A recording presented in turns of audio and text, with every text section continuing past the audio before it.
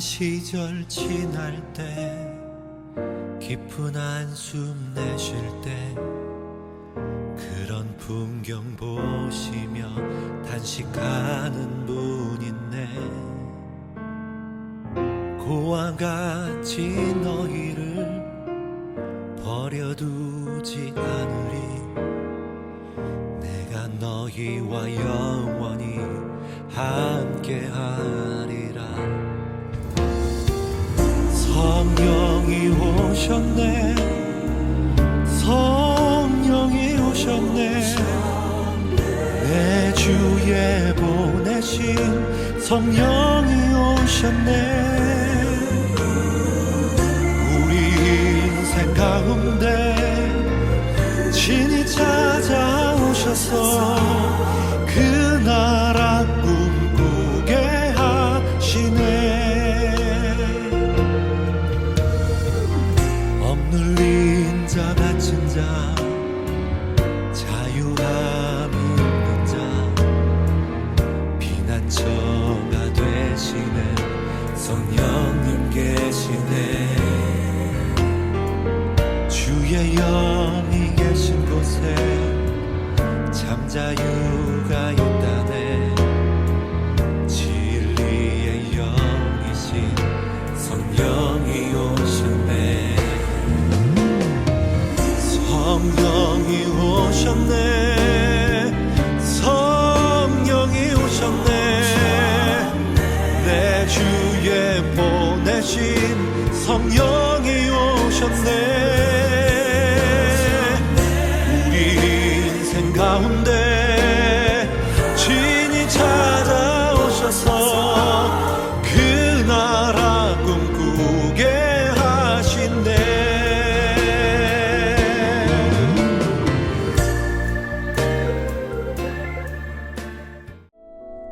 그러므로 방언을 말하는 자는 통역하기를 기도할지니 내가 만일 방언으로 기도하면 나의 영이 기도하거니와 나의 마음은 열매를 맺지 못하리라. 그러면 어떻게 할까? 내가 영으로 기도하고 또 마음으로 기도하며 내가 영으로 찬송하고 또 마음으로 찬송하리라. 그렇지 아니하면 내가 영으로 축복할 때 알지 못하는 처지에 있는 자가 내가 무슨 말을 하는지 알지 못하고 내 감사에 어찌 아멘 하리요. 너는 감사를 잘하였으나 그러나 다른 사람은 덕세움을 받지 못하리라. 내가 너희 모든 사람보다 방언을 더 말함으로 하나님께 감사하노라. 그러나 교회에서 내가 남을 가르치기 위하여 깨달은 마음으로 5마디 말을 하는 것이 1만마디 방언으로 말하는 것보다 나으니라. 형제들아, 지혜는 아이가 되지 말고 악에는 어린아이가 되라. 지혜는 장성한 사람이 되라. 율법에 기록된 바 주께서 이르시되 내가 다른 방언을 말하는 자와 다른 입술로 이 백성에게 말할지라도 그들이 여전히 듣지 아니하리라 하였으니, 그러므로 방언은 믿는 자들을 위하지 아니하고 믿지 아니한 자들을 위하는 표적이나 예언은 믿지 아니한 자들을 위하지 않고 믿는 자들을 위함이니라. 그러므로 온 교회가 함께 모여 다 방언으로 말하면 알지 못하는 자들이나 믿지 아니한 자들이 들어와서 너희를 미쳤다 하지 아니하겠느냐.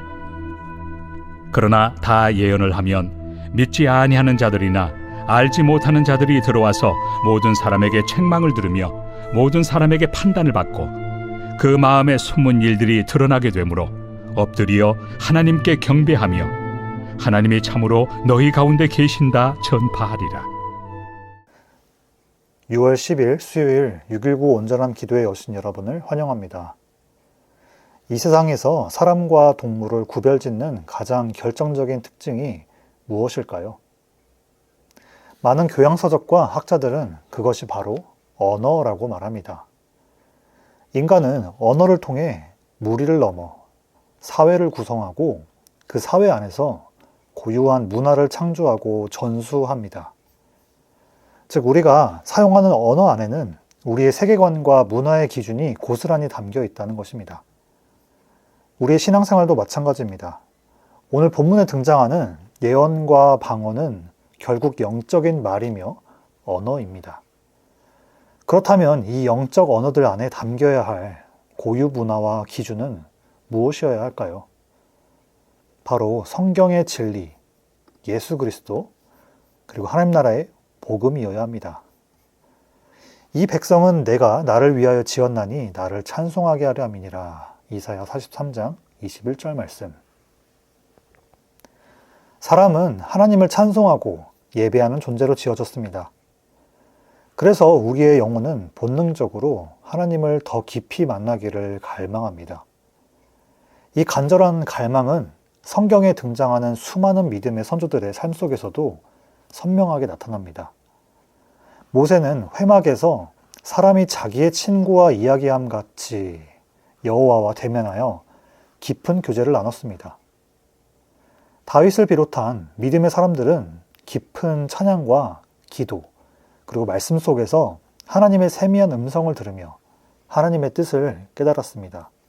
이 거룩한 의인들은 단순히 감정적이고 신비로운 체험에만 머문 것이 아니었습니다. 그들은 하나님께서 주시는 하늘의 언어를 명확히 듣고 깨달았습니다. 그리고 그 깨달음 안에서 하늘의 절대적인 주권을 신뢰하며 세상이 줄 수 없는 충분한 위로와 참된 안식을 누렸습니다. 믿음의 선조들은 육신의 장막을 입고 사는 이 땅에서 어떠한 고난 속에서도 흔들림 없이 믿음을 지켜낼 수 있었습니다.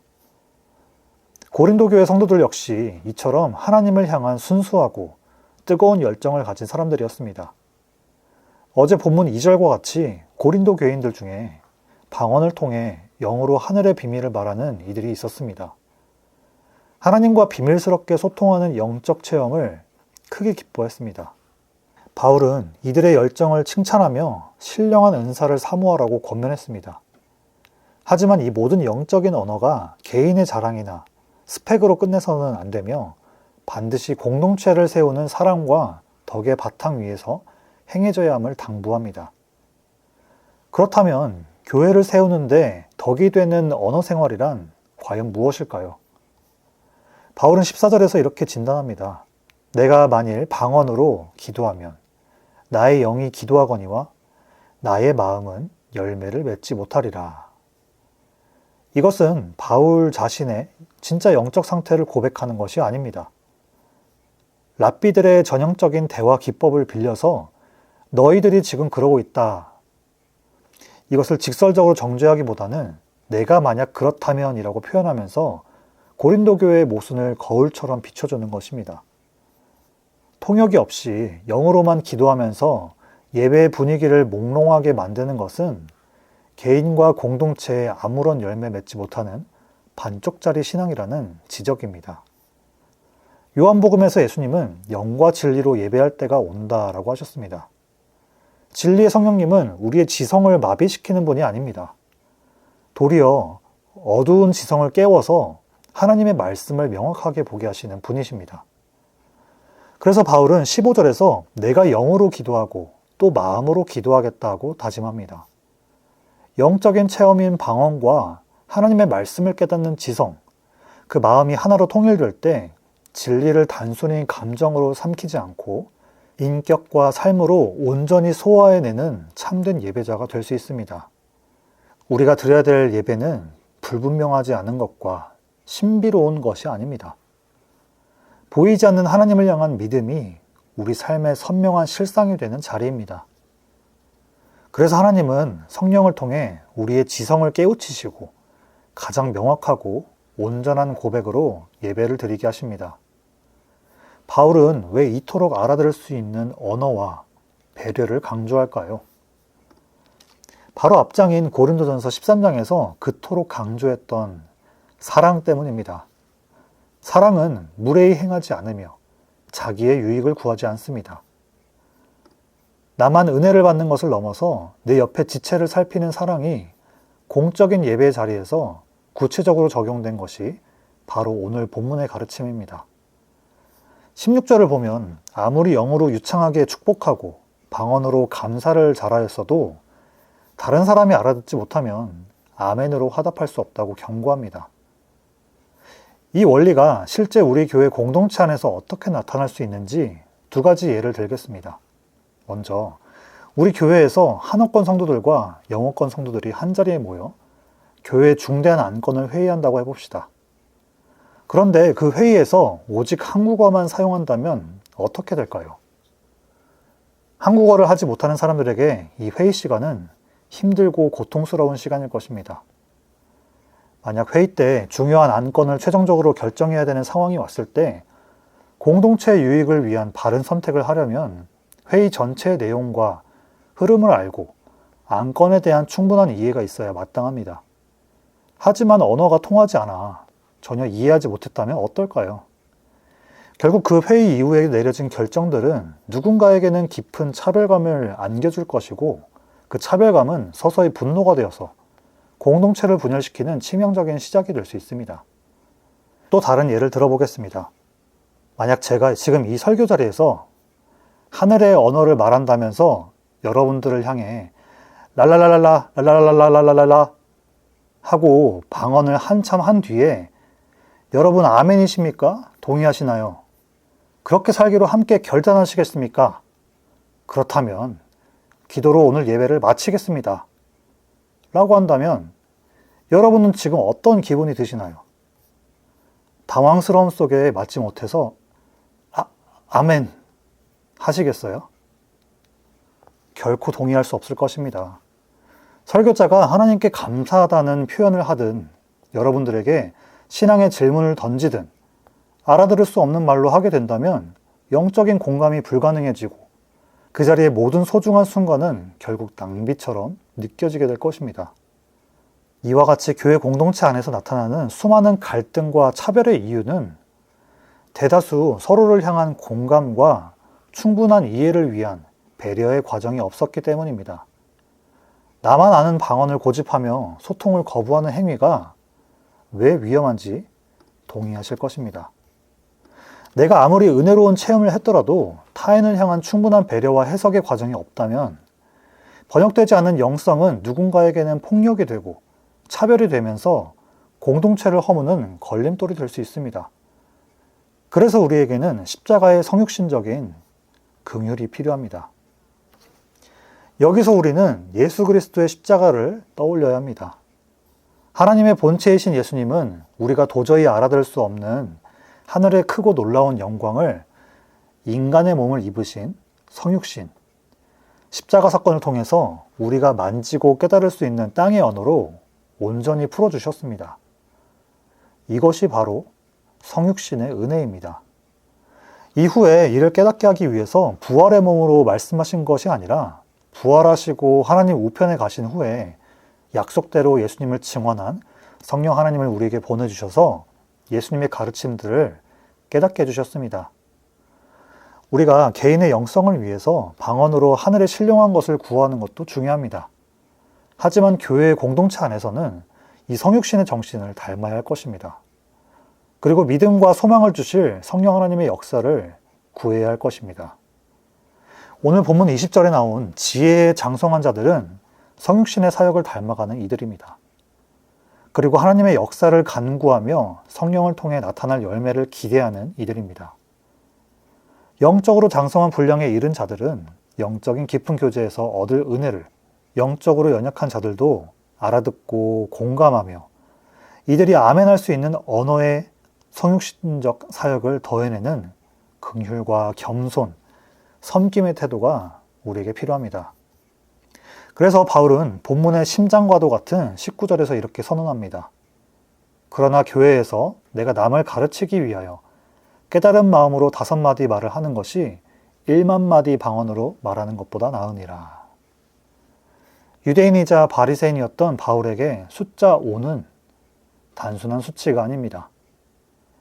유대 신학에서 5은 모세오경, 즉 하나님의 모든 가르침의 뼈대인 토라를 상징합니다. 즉 5마디 말이란 하나님이 자기 백성에게 먹이시는 하늘의 양식, 만나이자 언약 백성이 마땅히 걸어가야 할 진리의 온전함을 의미합니다. 바울이 말하는 깨달은 마음은 로마서 7장에 하나님의 법을 즐거워하는 속사람과 같은 의미입니다. 진리의 성령님의 기름 부으심으로 내면의 등불을 켠 지혜로운 종만이 하나님의 진리를 맡은 청지기가 될 수 있습니다.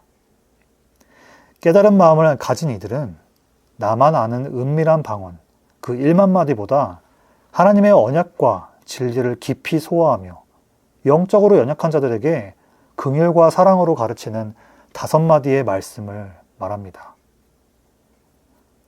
이들은 교회를 분열시키는 것이 아니라 교회를 온전히 세워가는 데 쓰임받게 됩니다. 토라는 단순히 맹목적으로 지켜야 될 무서운 법이 아닙니다. 내 백성이 바른 길로 가기를 원하시는 하나님의 따뜻한 가르침이자 생명의 지침서입니다. 그렇다면 오늘날 우리가 형제자매에게 건네야 할 5마디 말은 무엇일까요? 예수님의 복음에 감격해서 예수님의 사랑을 가득 담아 영적으로 지친 지체들에게 건네는 따뜻한 말, 그 한마디의 위로입니다. 복음의 진리를 담은 격려, 그리고 사랑으로 전하는 진실한 권면 한마디가 바로 교회를 세우는 현대판 5마디 토라입니다. 이제 우리는 어떤 신앙의 자리로 나가야 할까요? 20절, 바울은 지혜에는 아이가 되지 말고 장성한 사람이 되라고 촉구합니다. 고린도 교인들은 은사를 통해 스스로 똑똑하다라고 믿었습니다. 하지만 안타깝게도 그들은 영적 우월감에 빠진 어린아이의 모습이었습니다. 장성한 사람의 지혜는 화려한 은사에 취하는 것이 아닙니다. 타인을 살리는 언어를 선택하는 것입니다. 오늘 본문 21, 22절에서 바울은 알아듣지 못하는 언어가 구약 성경 시대에 패역한 백성들에게 주어진 단절의 표적이었음을 상기시킵니다. 이 말씀이 인용된 이사야 28장 11절에서 13절입니다. 해당 본문에서 이스라엘은 오늘 본문과 비슷한 상황이었습니다. 당시 북이스라엘인 에브라임과 남유다의 제사장들과 거짓 선지자들은 영적으로 타락하고 교만했습니다. 이들은 이사야 선지자가 전하는 단순하고 명확한 하나님의 회개 메시지를 어린아이에게나 가르칠 유치한 말이라며 조롱했습니다. 하나님의 말씀을 조롱하고 듣지 않는 그 교만한 지도자들에게 나타난 하나님의 심판은 이제는 더듬는 입술과 다른 방언으로 말씀하시겠다고 선언하십니다. 여기서 다른 방언은 당시 이스라엘을 침략할 아수르 제국 군대에 알아들을 수 없는 외국어를 뜻합니다. 즉 이스라엘 백성과 지도자들이 하나님의 알아듣기 쉬운 말씀을 거부했기 때문에 알아들을 수 없는 이방인의 언어 침략을 통해 걸림돌에 걸려 부러지며 잡히는 끔찍한 심판을 겪게 될 것이라는 뜻입니다. 이것은 오늘날 우리에게도 엄중한 경고가 됩니다. 교회 안에 들어온 새가족이나 믿지 않는 자들 앞에서 우리끼리만 통용되는 알아들을 수 없는 종교적 언어와 배려 없는 문화를 고집한다면 어떻게 될까요? 그것은 은혜의 통로가 아니라 오히려 다가오지 못할 벽을 세우고 그들의 마음을 닫게 만드는 무서운 단절의 표적이 되고 말게 될 것입니다. 그래서 우리는 내가 알고 있는 복음이, 예수님이, 성경이, 교회에 대해서 그 의미에 대해 계속 redefine, 재정의를 하면서 내가 바르게 이해하고 있는 것이 맞는지, 내 삶에 나타나는 그리스도인으로서의 모습이 다른 이들에게 덕이 되는 모습으로 나타나고 있는지 부단히 점검해야 합니다. 이 수고가 성령과 함께 동반될 때 하나님 나라 확장에 크게 쓰임받으시는 은혜를 누릴 수 있을 것입니다. 다음과 같은 모습으로 말이죠. 온 교회가 성령의 조명 아래 성육신의 마음으로 진리의 말씀을 선포할 때 놀라운 반전이 일어납니다. 믿지 않는 자들이 교회에 들어왔을 때 교회 사람들만 아는 알아듣지 못하는 방언이 난무하면 그들은 교회를 미쳤다고 조롱할 것입니다. 하지만 깨달은 마음으로 전하는 5마디의 진리가 선포될 때 그 말씀이 그들의 심령에 부딪힙니다. 어두웠던 이성이 깨어나고 숨은 죄가 드러나며 결국 엎드려 경배하며 하나님이 참으로 너희 가운데 계신다 라고 고백하게 됩니다. 우리의 신앙이 나만의 체험에만 머물지 않고 타인을 향한 번역된 사랑의 언어로 발현될 때 살아계신 하나님이 세상 앞에 온전히 증명되는 것입니다. 여러분, 오늘 사도 바울의 권면은 우리 교회가 회복해야 할 진정한 영성이 무엇인지 묻고 있습니다. 화려한 영적 스펙을 자랑하는 자리에 머물지 마십시오. 밤낮으로 하나님의 법을 즐거워하며 그 진리의 말씀을 내 안에서 온전히 소화하여 깨달은 마음을 소유하는 장성한 성도가 되시기를 바랍니다. 예수님께서 하늘의 언어를 십자가의 사랑으로 우리에게 번역해 주셨듯이 나에게 주신 은혜가 나만의 은밀한 만족에 머물지 않고 지체를 위로하고 교회를 세우는 5마디의 생명의 말씀이 여러분의 일상 속에 넘치도록 흘러가기를 소망합니다. 우리가 이 성육신의 영성으로 연합할 때 세상은 우리 안에서 참으로 살아계신 하나님을 보게 될 것입니다. 영혼을 살리고 교회를 세우는 거룩한 언약의 일꾼, 하나님의 비밀을 맡은 성숙한 청지기로 승리하시는 여러분 모두가 되시기를 주님의 이름으로 간절히 축복합니다. 기도로 619 온전한 기도회를 마치겠습니다. 좋으신 주님, 오늘도 말씀을 통해 내 안에 교만을 보게 하시고 주님께서 원하시는 바를 깨닫게 하심에 감사합니다. 바울의 권면과 같이 영적으로 깨닫는 마음 주셔서 형제자매를 진리와 사랑으로 인도할 수 있게 하여 주시옵소서. 우리 가정이 그리고 우리 교회가 이 가르침에 따라 살 때 하나님을 증거하는 데 쓰임받게 하여 주시옵소서. 우리 교회 한어부와 영어부가 진리와 긍휼 안에서 하나 되게 하시고 성령 충만하게 하여 주시옵소서. 온 세대가 복음 안에서 굳건한 믿음 갖게 하시고 각자에게 주어진 사명을 다하게 하셔서 다음 세대의 복음의 대가 이어지게 하여 주시옵소서. V24 빌딩 공사 중에 있습니다. 모든 과정에 함께 하셔서 다음 세대가 하나님 자녀로 세워지는데 귀한 기반이 될 수 있도록 축복하여 주시옵소서. 병상에 있는 환우들을 기억하셔서 회복의 모든 과정에 함께 하시고 병간호하는 가족들에게도 소망과 세임 주셔서 하나님의 살아계심을 누리고 증거할 수 있게 하여 주시옵소서. 조국 대한민국에 하나님의 의와 공의, 인자와 자비의 역사를 허락하여 주시옵고 미국과 전 세계에 하나님의 영광을 나타나 주시옵소서. 모든 교회가 이 세대에 기도할 것을 보게 하시고 하나님 자녀답게 살게 하여 주시옵소서. 세계와 열방에서 복음을 전하시는 선교사님들 성령으로 충만케 하시고 선교사역 잘 감당케 하시고 귀한 열매 맺도록 함께 하여 주시옵소서. 예수님의 이름으로 기도드립니다. 아멘. 하늘에 계신 우리 아버지여, 이름이 거룩히 여김을 받으시오며 나라가 임하시오며 뜻이 하늘에서 이루어진 것 같이 땅에서도 이루어지이다. 오늘 우리에게 일용할 양식을 주시옵고 우리가 우리에게 죄진 자를 사하여 준 것 같이 우리의 죄를 사하여 주시옵고 우리를 시험에 들게 하지 마시옵고 다만 악에서 구하시옵소서. 나라와 권세와 영광이 아버지께 영원히 있사옵나이다. 아멘.